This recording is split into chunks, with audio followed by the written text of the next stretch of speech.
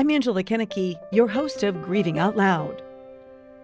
I think we have views of what someone with an alcohol use problem looks like, and it's not a woman with a glass of wine, right? Like that's not the vision that we have in our head of somebody who has an addiction. And so it can be easier to overlook perhaps when that one glass of wine turns into two, turns into three, turns into the bottle, turns into a couple of bottles.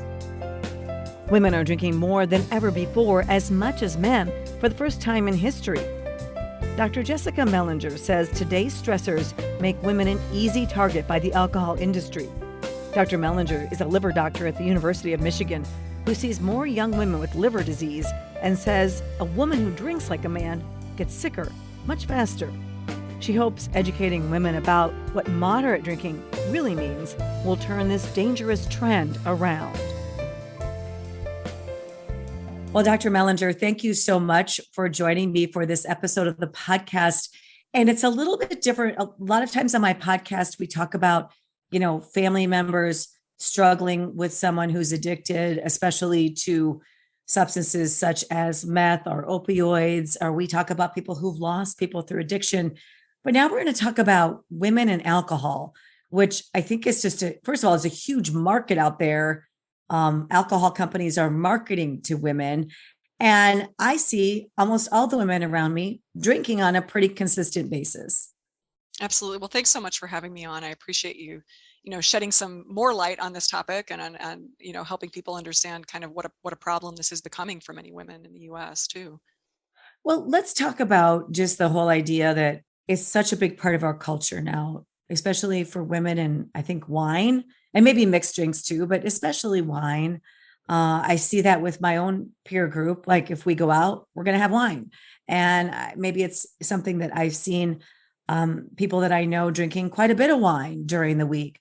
Is that typical now in society, do you think? Well, certainly just the trends overall for drinking in general have been increasing for years, but they've been increasing a bit more sharply for women. And we've been seeing this for, 15, 20 years now, where the bulk of people who drink are still men, the majority. But when you look at the rate of increase, like who's drinking heavily, women are starting to kind of pick up the pace, and they're starting to drink kind of more like men. I think there is kind of an erroneous assumption that it's okay to drink, that wine is fine, and no matter how much wine you're drinking, it's okay, because it's viewed as. I think we have views of what someone with an alcohol use problem looks like, and it's not a woman with a glass of wine, right? Like that's not the vision that we have in our head of somebody who has an addiction or who has an alcohol addiction or what we call an alcohol use disorder now in addiction research. And so it can be easier to overlook perhaps when that one glass of wine turns into two, turns into three, turns into the bottle, turns into a couple of bottles. There's messaging around wine that it's healthy, right? That it's good for your heart. Red wine, especially, right? Exactly. Yeah. There's a lot of messaging around that, and I think there's just a lot of messaging and advertising targeted towards women to promote drinking, and especially drinking of wine, as just what women do to connect with other women. To connect with your friends, to have wine down Wednesdays, so rosé all day, those kinds of things that really normalize the idea of drinking, kind of all the time, and drinking to be more sociable, drinking to put up with or cope with the stresses of being a woman, the stresses of being a mom. You'll see, this is mommy juice, and kind of tongue-in-cheek references to, wine is cheaper than therapy, and kind of some of these, funny, quasi-funny, not really funny taglines that you might see on social media, but that serve over time to really normalize the idea of drinking in larger amounts for reasons that are totally unrelated to what alcohol should be used for. So let's talk about what is considered. Well, I have a whole bunch of questions for you. First of all, the idea that wine is healthy, the idea that red wine is healthy, I think is, in my opinion, from the research I've read, is a bit of a misnomer. Like you'd have to have a lot of wine, to get the benefits of red wine, but then you have the down part about alcohol, right, that on your system. So is it healthy or not? Well, I think the data is very mixed. And so there has been some data that has suggested that wine, especially red wine, can be beneficial for cardiovascular disease. That data is being questioned by kind of greater and greater studies that are showing that, in fact, maybe that isn't true. And that also take into account the other risks of alcohol use. So if you just look in isolation at cardiovascular disease, you're going to miss, all the downsides of drinking, which could include getting liver disease, kind of my area of specialty, cancers. Alcohol use is associated with a whole host of cancers. And then the kind of associated mental health issues that can happen along with that increased depression, increased anxiety, insomnia problems. Alcohol has a lot of downsides to it. And so I think the overall message that, wine is healthy is really starting to be questioned by many studies. Certainly in my clinic for patients with liver disease, it's not healthy. It's not something that, we obviously want anyone with liver disease to be consuming, because alcohol is alcohol no matter how it comes into your body. Right. Whether it's vodka or wine or whatever it is. Exactly. At what point are people at risk for liver disease? So it depends. So there's some differences in, I think probably one of the biggest factors that can influence, how much is too much is if you're a man or a woman. When we think about the NIAAA, or the National Association for the Study of Alcohol here in the U.S. through the NIH, which is the National Institutes of Health, their recommendations for a safe level of alcohol for people who don't have an alcohol use problem, who don't have liver disease, who don't have medical issues from alcohol, is no more than 1 drink a day for women or 2 drinks a day for men.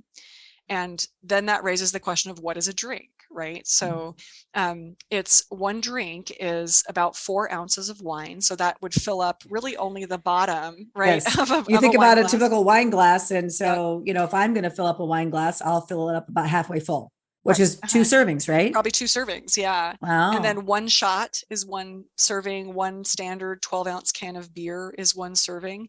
And that's of, the typical kind of percentage of alcohols that we have had in the past. A lot of the newer IPAs and the microbrews and so forth have actually a higher concentration of alcohol in them.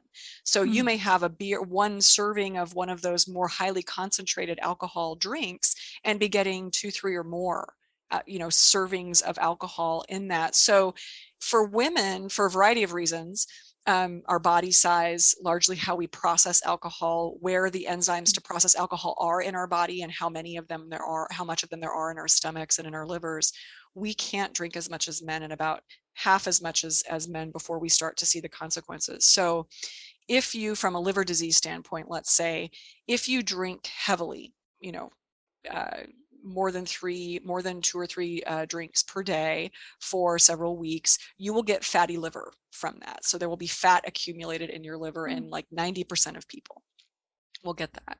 Now, if you stop drinking, that can go away. That can get better.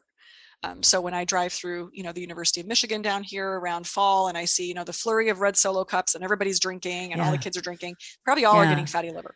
A proportion of those people, a proportion, about 1/4 to 1/3, if they keep drinking heavily, will go on to get inflammation in the liver. And then a proportion of those, you can think of about a 1/4 to 1/3, will go on to get scarring that can become cirrhosis. And that's what cirrhosis is essentially just a lot of scar tissue that has accumulated in that liver, usually over many years. Because the alcohol is like rough on the liver, right? I mean, it inflames it, irritates it. And causes the scars. Yeah. And it's kind of just like you get a cut on your hand and it gets inflamed, you get a scar. Same thing happens in your liver with alcohol. Are there symptoms of having a fatty, how do you know if you have a fatty liver or not? If you've, been drinking with, a couple drinks every day, 2, 3 drinks every day, how do you know? You probably won't know. You won't feel it at all. So fatty liver is really essentially silent clinically. We pick it up with ultrasounds, imaging, we might see it, or with liver enzyme elevation. So if we check your blood tests and we see that your liver looks a little irritated, maybe your liver enzymes are up, that could signal us to go look for it, and then we can see it, on some of our imaging techniques. But you won't feel it, like you don't really feel anything. So it's not until the disease progresses that you're going to know. Yeah, and if you're feeling symptoms of liver disease, you're at an end stage, you're at a later stage of liver Oh, disease. So by the time someone is feeling, the classic symptoms of liver disease that you would see or notice would be yellow eyes or yellow skin. Maybe your belly swells up with fluid and you look pregnant. Or you bleed, you vomit blood, you're passing a lot of blood through your stool because of bleeding in your esophagus. The cirrhosis is there. It's been there. And now you're kind of at a later stage once you're developing symptoms. So it becomes really crucial for us to, figure out ways to find this earlier and help people stop drinking so that we can reverse some of that liver disease before people get to the stage of feeling it.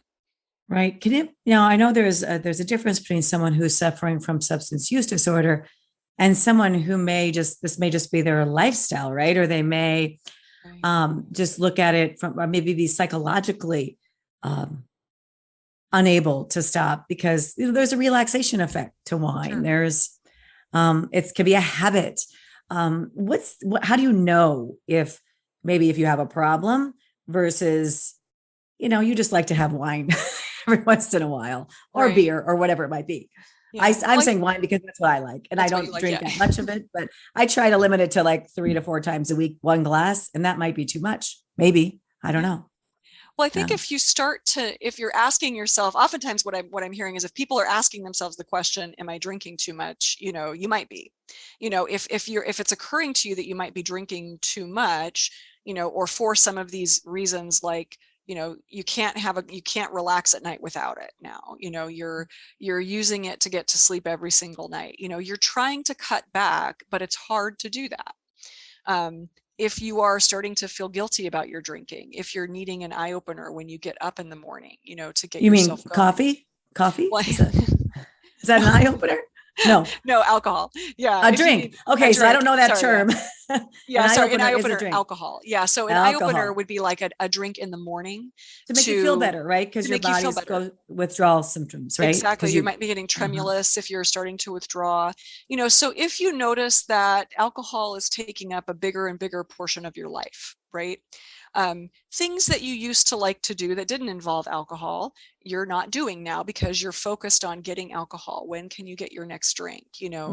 All of your Sure. social events involve alcohol, and it's, you don't want to give that up, those types of things. I think so, a lot of those different symptoms of an alcohol use problem or disorder, like we talk about, are often really about how is the alcohol impacting your life in a negative way, and less about how much you're drinking. The definition of an alcohol use disorder doesn't have anything about a dose of alcohol. It doesn't say you have to be drinking more than this amount to meet the definition. It's really about how is the alcohol impacting your relationships, your work, your school, your body. Have you had a DUI? Have you, had some consequences that are negative because of your alcohol use? That could signal that you're kind of in one of those, in a phase of it being a bigger problem. I think also it can be tough once you get into the habit of drinking to get out of the habit of it, Yeah. even if you don't have an issue with it, because I don't think alcohol is healthy at all. And I'm kind of a health nut. I work out regularly. I try to eat very healthy. And then I'm like, so why am I having this glass of wine when I think it's just putting poison in my body anyway? I mean, I just don't think alcohol has health benefits, no matter what anybody says. That's my opinion and from what I've read. But I think it can be sort of a habit or a social habit. So, Right. can you, I mean, I think we talk a lot about substance use disorder and how you can't go back to the same people, places, or things. Mhm. But in today's society, how do you avoid alcohol? Right. And I think for a lot of people who have an alcohol use disorder, or what we might term addiction, I think some people like that word, some people don't like that word, but Right. this I use this them interchangeably, but I yeah, I probably kind of use it shouldn't, but I do. interchangeable too. Yeah, Yeah. like a substance use disorder, it's very much the same thing. I Mhm. think people with an alcohol use disorder who are practicing sobriety and practicing abstinence often do have to not be around people, places, or things where they drank for a time. But they learn to practice, walking through a grocery store and, practicing with, okay, I walked past the liquor section or the alcohol section and kind of noticing like, oh yeah, maybe I'm thinking about alcohol in that moment, but moving through it, continuing on with their day without, getting sidetracked into drinking. A lot of those skills come about, people have practiced those skills through treatment, through going through alcohol counseling treatment, going to AA or some of the other mutual aid recovery community groups that are out there that can help people manage that exact thing. How do you go through your life and not drink if it was something that was really a big part of your life? It's really about learning. You're kind of unlearning the habit of using alcohol for everything and then relearning how to do some of these other things in life, that don't involve alcohol. Did you see the effects of the pandemic? Did you see, I mean, what do the studies show, especially when it comes to women? I mean, I know I've heard that substance use went way up during the pandemic. Now we're a couple years into it. Is the use going down or did it remain high? It's leveled out a little bit. So it definitely spiked up, in the months after the pandemic started, about 25%. So roughly 25% more drinking occurring in the US. Now, some of that was people who already drank, just drinking a lot more, because some people did decrease their alcohol use, right? So there's kind of a population that decreased their use and a population that increased their use. But overall, there was about 25% more alcohol consumed, roughly, in the US in the immediate post-pandemic period.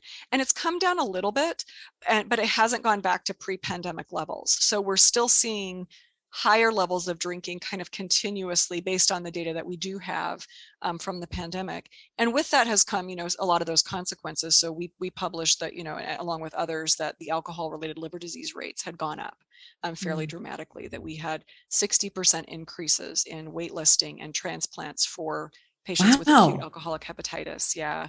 60%. That's yeah. a phenomenal number, don't you think? It's a big number. Yeah, it's a big number. And that's kind of an immediate consequence. There will be more and more data coming out. We've seen the data on suicide rates and right. Increases in depression and anxiety, and a lot of it's focused on opioids, appropriately, because there is so much death from that. But a lot of times underneath that is people are drinking along with the use of other drugs, and we kind of don't talk about that as much. But I've certainly and alcohol is a depressant, for the brain. So it's a depressant. So you may be drinking to find relief, but you're actually lowering, your dopamine, and it makes it worse. It might have made you feel better in the beginning, but now it doesn't, and now it's, kind of creating more problems. The one thing that really concerns me is the parent of college age kids. When I was in college, the drinking was heavy. And of course, I worry about other substances, but I really worry I tell my kids, addiction runs in your family and you have to be really careful, but I don't know that they listen.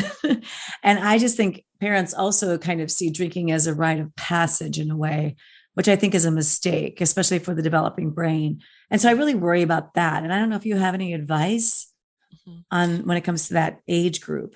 Yeah, I think I think there's a lot of work being done in the alcohol research community focused on that age group, focused on that kind of adolescent and early adult age group around the time of college, to normalize not drinking. I think, I certainly think normalizing not drinking and kind of trying to counteract this message that it's just what you do when you go to college and it's sort of expected that you will get, blindingly drunk and that's how you have fun, and I think to the extent that that kids can see their family members and their moms and dads and their parents and the people that are around them having fun without alcohol, having fun without having to do that, I think that really, sinks into kids that, yeah, I don't have to drink just to have fun. I don't have to drink, to blend in. Finding those, those colleagues and those friends and so forth in college who also don't really want to do that, and aren't really into that scene, I think can also be helpful. And just to the extent that, as families, we can really support our kids in,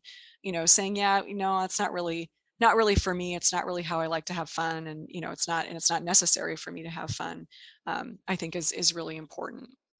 Right. Right. And I think that some of the hazing and stuff that goes on college campuses, all surrounding drinking. And I know it's going on to this day because I hear stories about it. I wish that the schools would do a little better job, or the fraternities and sororities would do a little better job of curtailing some of that. It's so dangerous. The excess, Oh, yeah. I mean, you hear Yeah. cases of kids dying, All from every alcohol year, poisoning. every Yeah, year, and every year. it's Yeah. so, I mean, that's so sad to see those lives cut short because of something, like alcohol poisoning or a hazing incident. It's just, it's not, it's not worth it. Right. So are you seeing increased ways of treating or better ways of treating alcohol use disorder when patients come to see you? Yeah. Well, there's a lot of different treatment options that I think people should be aware of, and I think we're often not aware of. When I've in some of the studies that I've done where I've talked to my patients and asked them, what when you hear alcohol treatment, what do you think of? They usually think of two things: residential treatment or inpatient treatment, and AA. And that's it, Alcoholics Anonymous. And that's a lot of mostly what people have heard about. But the reality is there's a whole range of treatments that really can be effective: one-on-one, group therapies, couple therapies, family therapy, residential treatment, intensive outpatient programs, which are not residential, but have you go multiple hours a day, multiple days a week to kind of get a big slug of treatment right up front. There's also medications to kind of turn down the volume on the cravings that people have for alcohol. And these are for those of us who don't have an alcohol use problem, I think it can be hard for us to understand just how just how strong that craving to drink can be for people, and how frightening it can be for them as they're trying to establish sobriety, to experience these kind of overwhelming compulsions and urges to drink that just kind of appear to really wipe out any rational thought. It's just it's such a compelling urge. And those are most strong kind of right when people are stopping drinking, and they do tend to level off and decrease with time and with abstinence. But we have treatments, we have medications that can turn the volume down on those cravings and give people some of the mental and emotional space from that to work, a program, to work, whether it's AA or to go to a counselor, or any of a number of the other community programs like Celebrate Recovery, Refuge Recovery, Smart Recovery, that are not based on the 12 steps but also involve other people with alcohol use problems helping other people with alcohol use problems.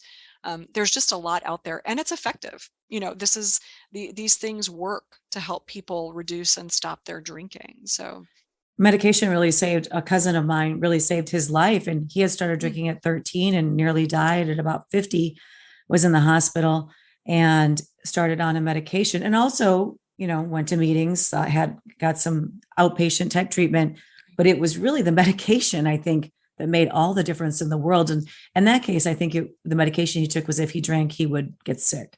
okay. So, Mhm. yeah. Yeah, so yeah, there's definitely a lot out there in our liver clinic. So we started at University of Michigan, a kind of novel liver clinic where we have myself, a liver disease doctor, but also a psychiatrist, an addiction psychologist, and an addiction social worker in the same clinic, That's so that we can awesome. kind of treat people together, come up with a plan for people that works with their medical issues and whatever psychological and addiction issues they're dealing with, because the liver metabolizes a lot of these medications. So almost everybody that comes into our clinic, when they stop drinking, discovers that they have some other stuff going on. They've got depression, they've got anxiety, maybe bipolar disorder, eating disorders, a lot of trauma, a lot of people, particularly women, who have had emotional, psychological, sexual trauma in their past.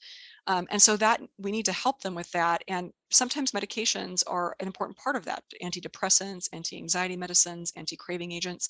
But knowing how to prescribe those in the setting of advanced liver disease, how to dose them, what to use, what not to use, is really important. And so that clinic that we've established, that are kind of cropping up around the country now, different hospitals are doing this, which is great, can really That's help what I was people going to get the ask kind you. of Are you a model for other places, because yeah. that sounds amazing. Yeah, it's been a wonderful. We've been doing it now. This is our fourth year. I think we were either the first or one of the first in the nation to do this outside of a transplant clinic. So transplant clinics often have a lot of resources for patients who are able to get a transplant, but there's a lot of patients who can't get a transplant or don't qualify one or don't need one. And we just weren't doing anything for them. So we were really frustrated by that and said, well, let's start a clinic. It's like I'll grab my friends who do psychiatry and psychology, and we love taking care of these patients. And so we've published some of the results of our clinic, and that has, I think, inspired some other centers to say, yeah, we need to do this too. And University of Wisconsin has one, Mass Gen Hospital in Boston has one, Cleveland Clinic is starting one, and Rush in Illinois is going to start one soon. So there's other places that are kind of using this model of multidisciplinary integrated care for liver disease patients with alcohol use problems. And it's really great. I think our patients love it. We love taking care of them. And I think it's a step in the right direction. Oh, it sounds like it. I love it that it's under the medical umbrella, right? Mm-hmm. But you're treating the whole person. And I think Right. we need so much more of that in the addiction field in general, Absolutely. because anybody can really hang up a shingle and say they're treating addiction. There's very little regulation out there regarding that. But I feel it really is a medical condition. It's a disease of the brain. And so we need to approach it from that standpoint of the whole person as well. So Absolutely. And that's always our message, is that, it's alcohol related liver disease. If you have ALD, it's the kind of abbreviation for it, you have two problems. You have an alcohol problem and you have a liver problem. But treating the alcohol use is medical treatment for your liver disease. It's not a different optional thing. One of the only things, we don't have a lot of medical treatments to reverse, or really any, to reverse the liver disease from alcohol use. But what does keep people alive is stopping drinking. Like, that's very clear, is if you stop drinking, even if you have advanced liver disease, even if you have cirrhosis or acute alcoholic hepatitis, which is an even more advanced inflammation of the liver from alcohol, stopping drinking reduces your risk of death dramatically compared to those who keep drinking. So to me, it was a no-brainer. Like, this is what we need to focus on. Like, we really need to focus on ways to help people, reduce and stop their drinking, because that's what saves their lives. Right. And that's what it's all about when you're in your profession, is keeping people Absolutely. alive, saving their lives. If you had a magic wand and you could just wave it and change society in general, and these trends that you've seen, of women drinking more and women drinking as much, if not as much as men. And I think about all the merchandise that's out there, like Right. the t-shirts. And I mean, we're just marketed to, and we're sold this idea that in general can be really unhealthy for so many people. So if you had a magic wand and you could wave it, what would you do? What would you change? I would love to see kind of our thinking about alcohol use and excessive drinking be similar to how we think about smoking today. Mm, Similarly, years ago, we thought smoking was healthy. We didn't think it was a big deal. We didn't, right. we encouraged it, ashtrays everywhere. Doctors encouraged smoking. But over time, we learned how dangerous it was. And over time, society really changed to now it's, much less. People still smoke, obviously, but there's a lot more societally to try to prevent people from smoking, to help people stop. And that's what I would love to see. I would love to see that around, alcohol use, excessive alcohol use, et cetera. I don't think we're ever going to, not have alcohol in our society. We've had it since the dawn of time, since people figured out how to ferment corn. Right. And so we're never going to eliminate it. And I think the majority of people do drink in a light to moderate way, and don't experience, ill health because of it. But we do have such a big chunk of our society that are really, dramatically and negatively impacted by it, in a way that also influences their use of other drugs like Right. opioids and marijuana and so forth. These often co-occur.